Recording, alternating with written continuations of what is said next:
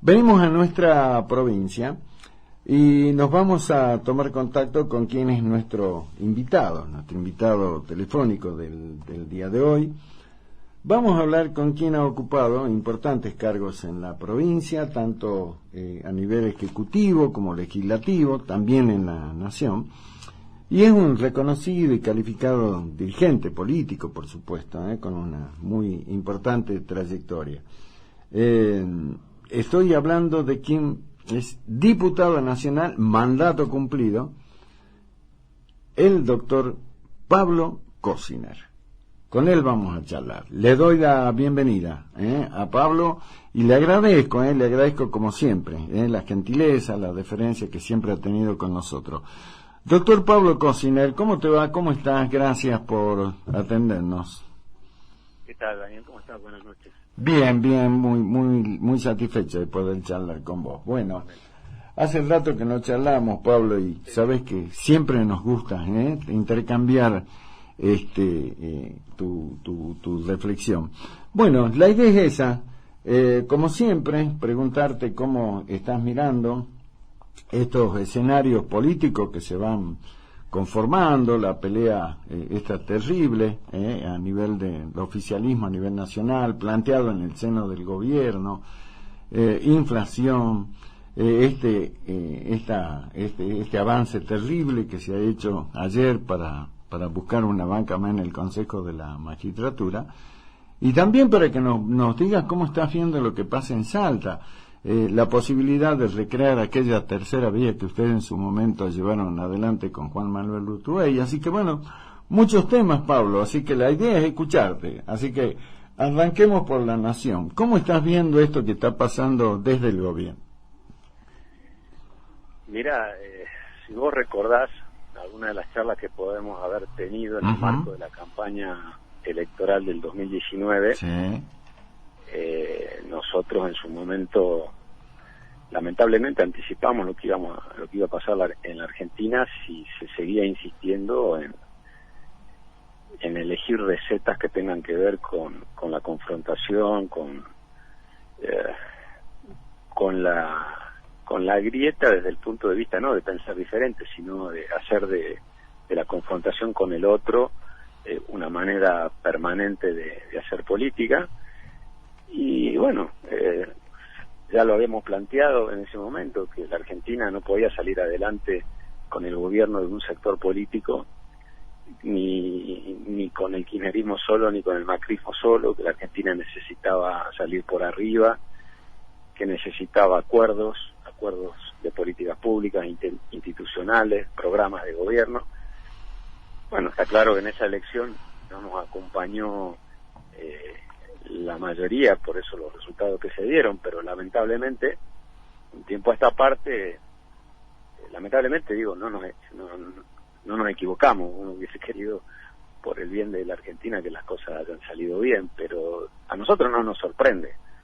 Y no me sorprende lo que está sucediendo, porque no tenía por qué, Daniel, pasar otra cosa si se sigue insistiendo con recetas que han fracasado en la Argentina. Lo que dijo Einstein, no se puede esperar un resultado diferente si siempre hacemos las mismas cosas. Claro, tal cual. Entonces, si se sigue insistiendo con que yo me voy a legitimar con el error del otro, si me voy a legitimar con la confrontación, si aparecen dos grupos de la política argentina rapiñando todo lo que encuentran a su paso, y ahora ya las instituciones, porque lo que ha pasado con el Consejo de la Magistratura es lo mismo, lo ha hecho en su momento Cambiemos. También lo hizo, sí señor, también lo hizo Cambiemos.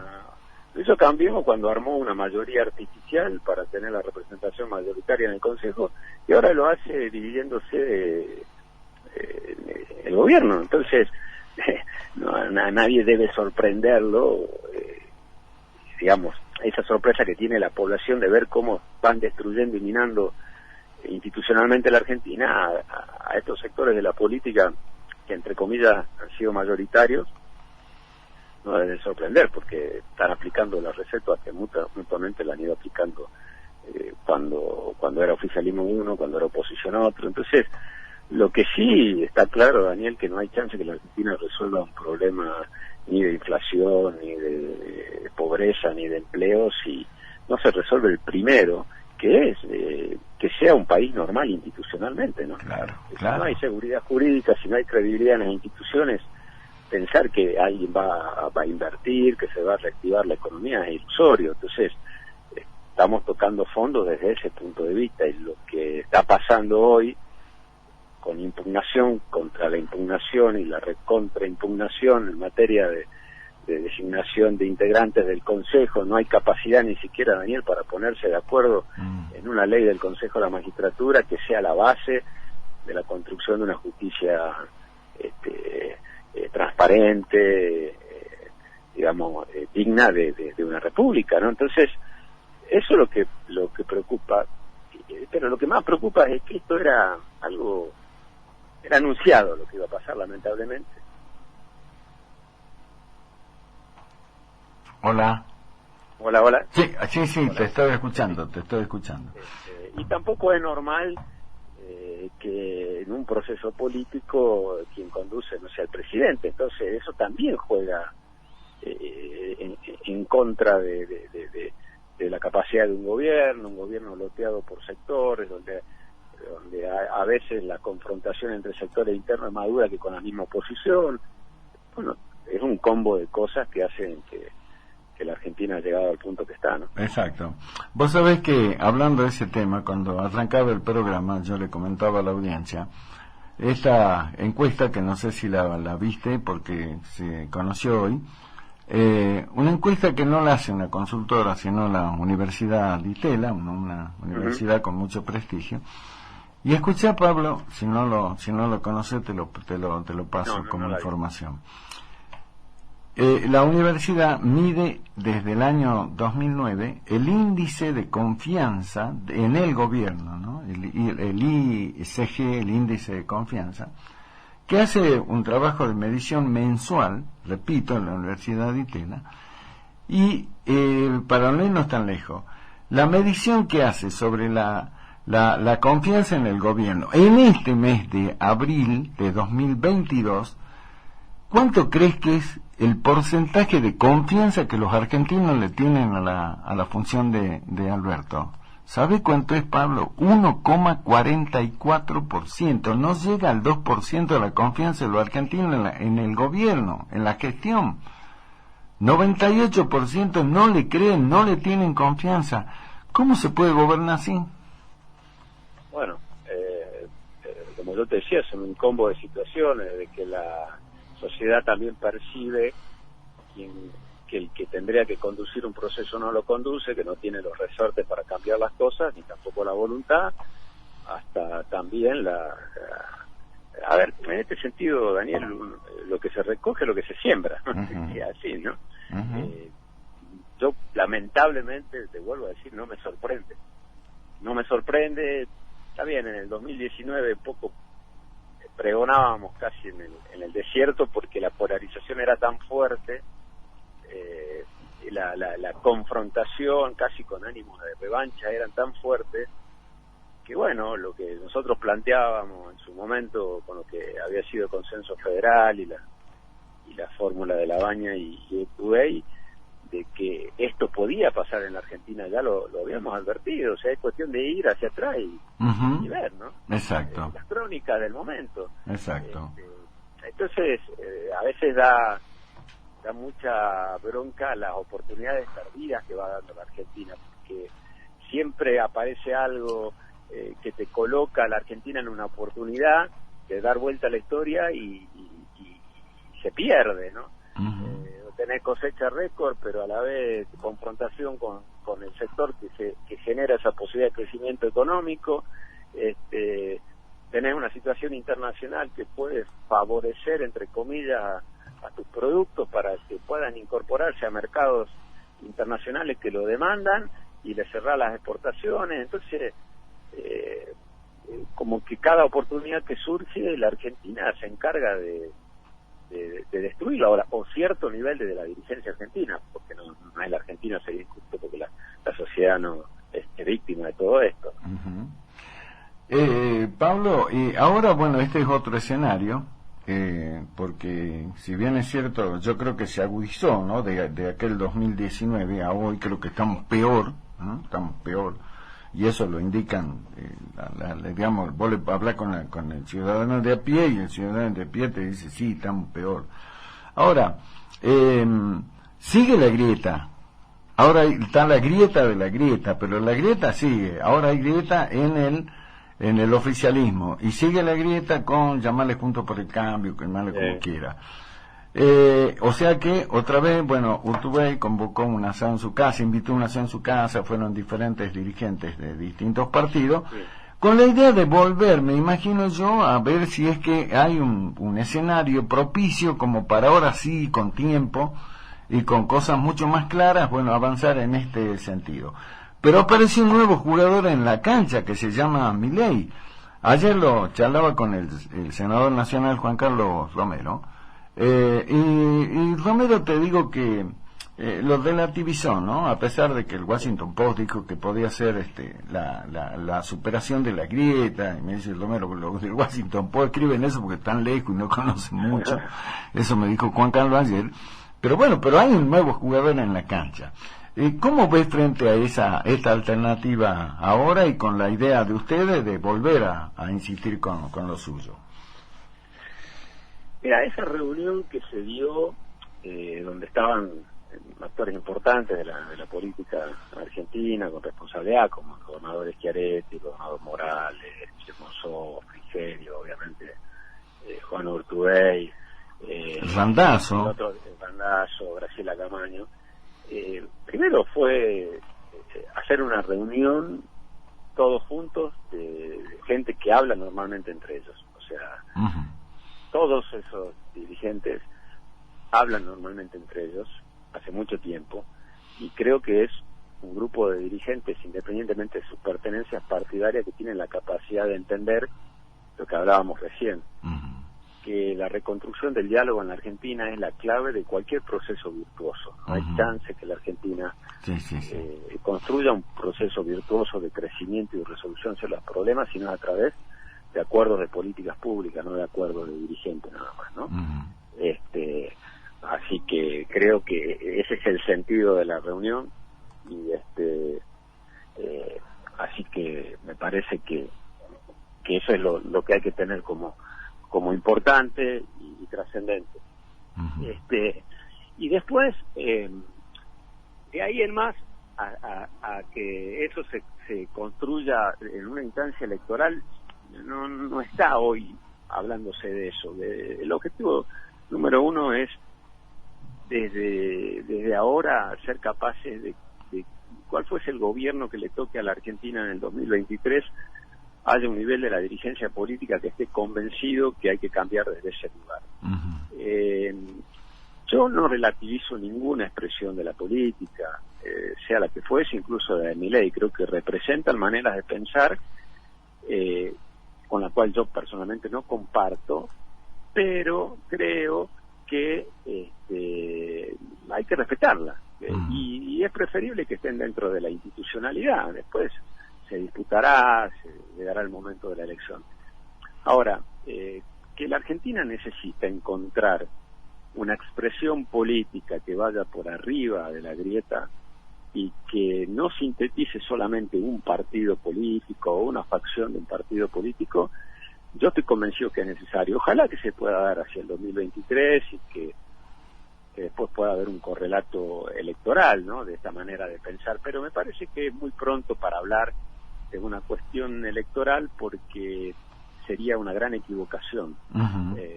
Allí hay gente que tiene incidencia en el Parlamento, entonces se está hablando de lo que es acuerdos parlamentarios, ver cuál es una agenda parlamentaria que sea importante para la Argentina y que tenga que ver con el crecimiento, con el movimiento genuino de la economía, ¿no? No puede trasladarse a ver la expectativa hoy en la Argentina de ver cada cuánto tiempo el gobierno saca un bono para los que son pobres sean un poquito menos pobres. Hay que empezar a hablar de una agenda que genere lo que el peronismo siempre reivindicó, Daniel, que es la movilidad social ascendente. Claro, la movilidad y ascendente, Pablo. Y ascendente, y que es la historia de los movimientos populares en la Argentina. Entonces, a lo que da pena es que se piense que hacer peronismo es dar bonos cada tanto o planes sociales que condenan a la gente con el pretexto de la crisis a ser cada vez más pobre y no tener perspectiva de que el que está en una situación delicada económicamente tenga la posibilidad de llegar a ser clase media, que es lo que definía históricamente el crecimiento de una economía y una sociedad y el progreso de una sociedad. Entonces, esto es lo que creo que se está tratando de dialogar. Ojalá que pueda madurar la idea entre muchos dirigentes de la política argentina, independientemente de los partidos de orígenes, porque en esto yo estoy convencido que si alguien piensa que vamos a tener éxito con el gobierno de un partido, no vamos a seguir equivocando. Creo que sí, realmente hace falta un gran acuerdo nacional, y yo lo he hablado con vos y sigo insistiendo. Muchas veces y hemos coincidido, Pablo. Y los países que han tenido, Daniel, este mismo problema han salido de esa manera. Obvio. No es que nosotros vamos a tener la varita mágica de decir, no, ahora con más sectarismo nosotros no lo vamos a resolver. Y bueno, estas reuniones tienen en eso muy buena relación entre todos ellos, todos, la mayoría gente de gestión o con experiencia, y dialogamos para fortalecer un espacio de justamente eso, de acuerdo, de políticas públicas, de priorizar el interés de la Argentina, y que se termine de una vez por todas esta confrontación inútil de sectores y facciones que, vuelvo a decir, están rapiñando la institucionalidad de la Argentina. Exacto. Ahora, ¿cómo se hace? Porque este tipo de convocatoria que hace Juan a su quincho, como decís vos, con dirigentes políticos representativos, bueno, tiene que ser amplia, digamos. Yo creo que la idea será esa, ¿no? Hoy hablar con esto, pero ir sumando y sumando. Pero ¿cómo hace para evitar los quinta columna, Pablo? Y no pensando en una dinámica electoral ya, es una cuestión de ir trabajando sobre una agenda concreta. Por ejemplo, yo estoy acá en Córdoba, vine a acompañar a un amigo que es el ministro de Economía de Córdoba, que ha presentado un libro con un programa que se llama Vacuna contra la Decadencia, que tiene que ver qué buen título. Que tiene que ver con meterse de una vez por todas en la discusión de los temas que son complicados de discutir, pero en lo que hay que meterse para resolver los problemas de la decadencia, como es el déficit fiscal, el sistema previsional, las nuevas realidades del mundo del trabajo, el funcionamiento del Estado, y bueno, estábamos con gente de la Universidad Nacional de Córdoba y charlando sobre eso. El gobernador Schiaretti es un hombre que dialoga mucho, y sus equipos con Juan Manuel Urtubey, somos amigos claro. del intendente. Claro, han estado en la construcción de este espacio, ¿no? Con vos particularmente. Yo creo que se hace de esa manera, donde vos consolidas las relaciones. Yo soy una persona que dialoga mucho con Emilio Monzó, que fue diputado nacional de Cambiemos, presidente de la Cámara, y sin embargo le reconozco a él una persona que siempre ha buscado dialogar permanentemente para resolver problemas, y muchas de las cosas que se pudieron hacer en el Congreso pasando por arriba de la grieta fue producto del diálogo. Entonces hoy es la etapa esa. Después vendrá seguramente un poco más adelante la etapa electoral. Entonces el que quiera especular electoralmente no va a tener lugar en este momento. Pero sí, también hace falta, y esto quiero ser muy claro, un proceso de maduración de la sociedad, de animarse a ir por arriba de esa grieta. Porque por más que vos hagas una oferta electoral lo más racional posible, si se sigue insistiendo en pensar que tensionando de los extremos la cosa se resuelve, bueno, va a ser una nueva decepción. Y hay gente que opera, obviamente, para que eso sea... No, por supuesto, claro. Esto no es casual, sino causal. Así es. Exactamente.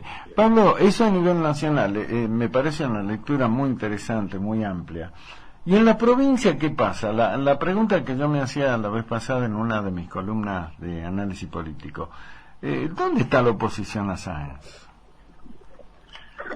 Mira, me parece que en la provincia, más allá de hablar de oficialismo u oposición, me parece que claramente lo que está faltando es un fuerte debate sobre un programa de desarrollo de la provincia. Creo que yo lo vengo insistiendo, Salta necesita urgentemente empezar a discutir la Salta de la pospandemia, y la Salta de la pospandemia tiene que ver con mesas de trabajo que ya empiecen a diseñar todas aquellas herramientas que el Estado va a poner al servicio de la recuperación de la actividad económica, del apoyo a la producción, de los objetivos de un desarrollo industrial, del valor agregado de la producción primaria. O sea, me parece que hay que salir un poco de esa discusión chiquita de los personalismos, de que quién va a ser candidato, de que si aquel tiene tal o cual programa para ser candidato o no, porque parece, en eso yo soy bastante